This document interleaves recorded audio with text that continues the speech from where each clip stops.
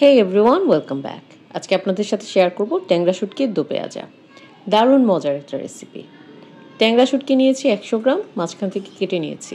শুটকিগুলোকে টেলে নিব, টাতে টাতে একটা সুন্দর স্মেল বের হবে শুটকির, তখন এগুলোকে নামিয়ে নিব। নামিয়ে এখন শুটকিগুলোকে গরম পানিতে ভিজিয়ে রাখবো 15 থেকে আধা ঘন্টার জন্য।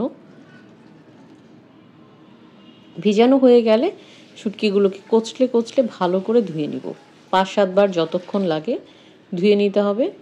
ধুয়ে তারপর পানি থেকে নিংড়ে সুন্দর করে আলাদা করে ফেলতে হবে।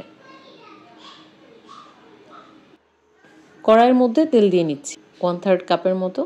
আধা কাপ রসুন কোয়া নিয়েছি, মাঝখান থেকে কেটে নেওয়া।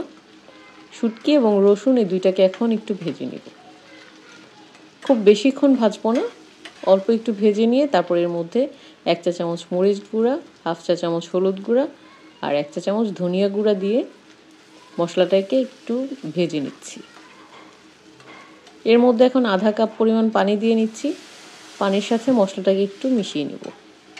তারপর লবণ দিয়ে দিচ্ছি আর দিয়ে দিব 2 কাপ পেঁয়াজ কুচি। পেঁয়াজের সাথে একটু নেড়েচেড়ে মিশিয়ে নিব। মিশানো হয়ে গেলে ঢাকনা দিয়ে রান্না করব যতক্ষণ পর্যন্ত এভাবে তেলটা উপরে উঠে না আসবে। উপরে উঠে আসলে একটু নেড়েচেড়ে দিব, নেড়েচেড়ে তারপর কয়েকটা কাঁচামরিচ দিয়ে ঢাকনা দিয়ে 10 মিনিট রান্না করব। 10 মিনিট পরে দেখা যাবে একদম পানি শুকিয়ে গেছে আর তেল আলাদা হয়ে গেছে, তখনই বোঝা যাবে শুটকিটা হয়ে গেছে। সার্ভ করার জন্য নিয়ে নিচ্ছি।